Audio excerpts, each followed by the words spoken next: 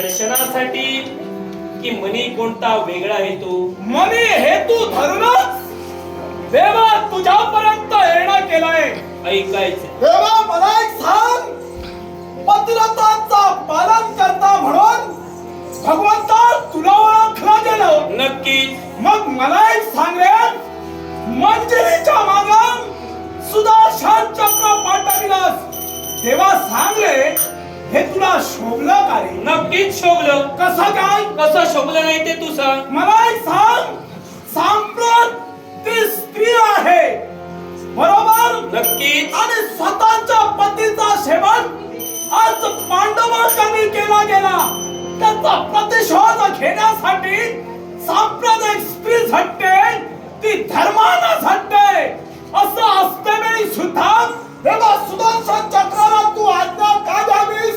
सुदर्शन चक्राची गती या विश्वात कुणी ओलांडू शकतं का?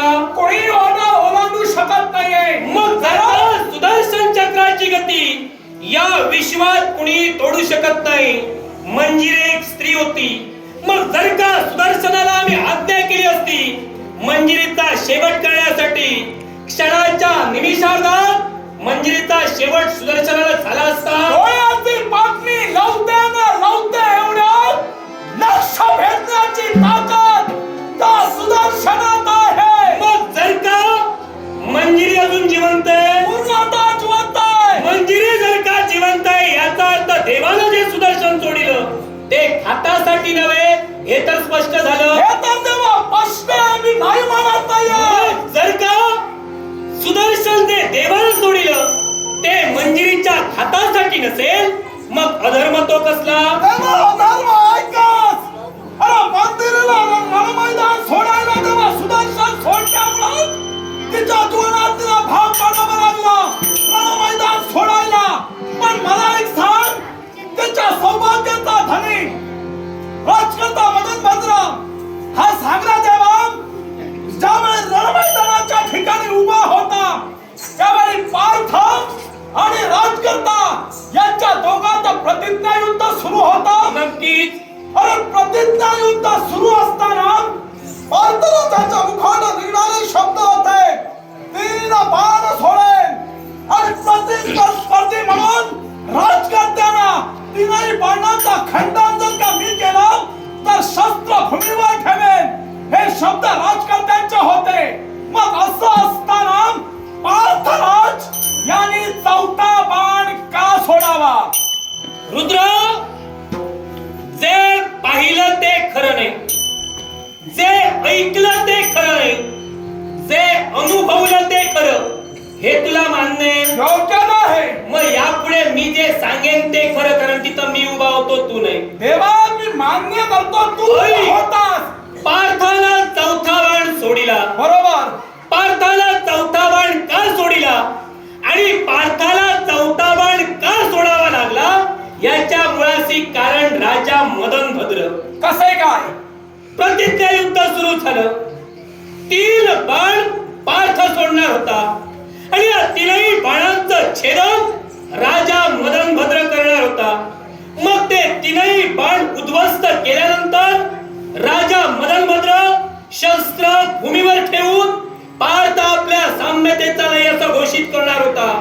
मग सांग, बाणांचा जर का छेदन करायचं असलं किंवा बाणांचा जर का विध्वंस करायचा असला तर तो पूर्ण बाण त्याचा विनाश व्हायला हवा, तर त्या बाणाचं छेदन होतं. हे तुला मान्य आहे? शब्द त्रिवार सत्य आहे. मग जर का पार्थाला सोडलेला 3रा बाण आणि या 3ऱ्या बाणाचं अग्र म्हणजे टोक जर का अवकाशात भ्रमण करत होतं तर 3ऱ्या बाणांचं छेदन या मदन भद्रानं योग्य रीतीनं केलं होतं का?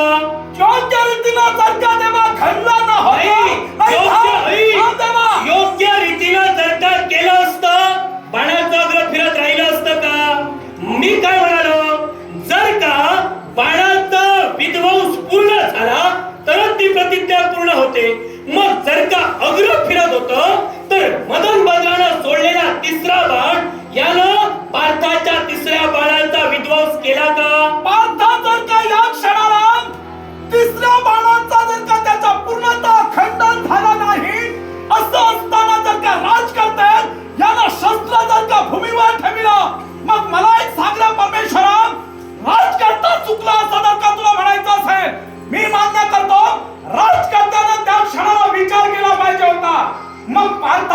प्रतिज्ञा काय होती? 3 बाणाची नाम. मग 4था बाण सोडण्या व्यतिरिक्त पांडवात अन्य कुणी वीर न होते बाणाचा टोक भूमीवर आणायला.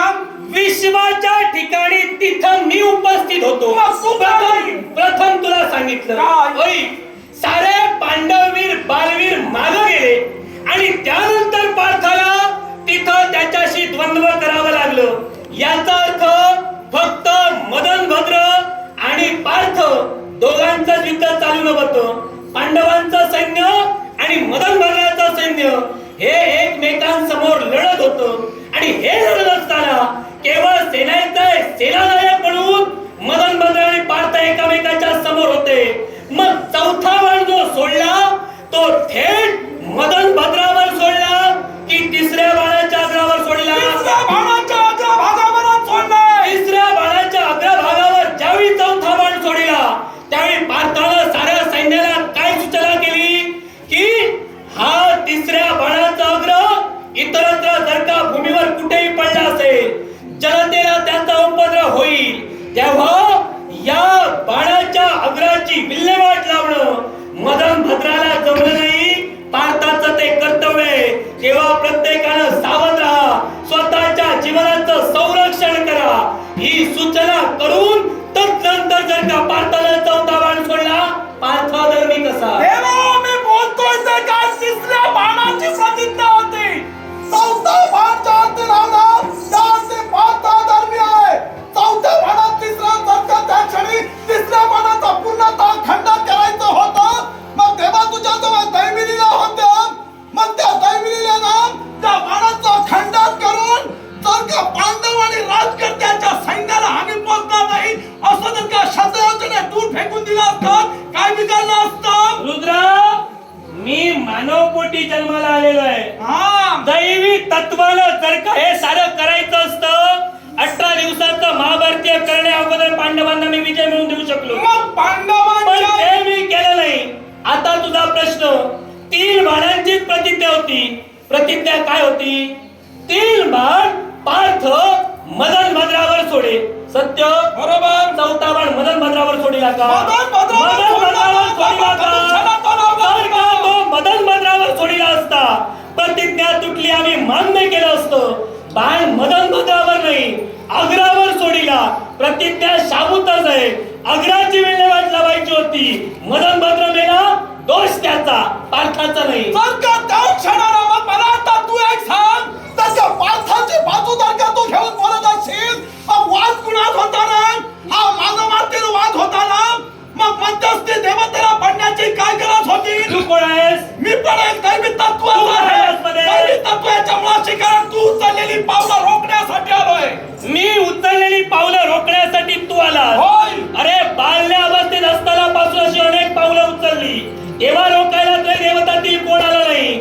आज जो तू आलायस, कदाचित तुला ज्ञात नसेल. एक गोष्ट लक्षात ठेव, काय? मी पांडवांच्या वतीने उभा आहे, कारण पांडवांचं आणि माझं नातं आहे आणि हे नातं टिकवण्यासाठी मी उभा आहे. तू मंजिरीच्या वाटेला उभा राहिलास. काय रे मंजिरीचं आणि तुझं नातं? माझं आणि तिचं नातं आहे ते बहीण भावाचं नातं आहे. कारण ती नात्यानं माझ्या देवाची भक्ती नाही, पर्यायानं ती आमची भगिनी ठरते आणि त्या कारणास्तव तिचं संरक्षण करण्यासाठी देवासमोरच वैरत्व करावं रुद्रा, लागतं. पर्यायाची नाती सांगू नकोस. पर्यायाची नाती सांगू नकोस. माझी सुभद्रा भगिनी आहे आणि या सुभद्रेचा पार्थ हा सौभाग्याचा धनी आहे. पर्यायानं तो माझा भावजी आहे. मी त्याचा मेहुणा आहे. मी मेहुणा भावजीला सहकार्य करतो. तुझं काय असं नातं आहे तर सांग. अरे त्याच नातं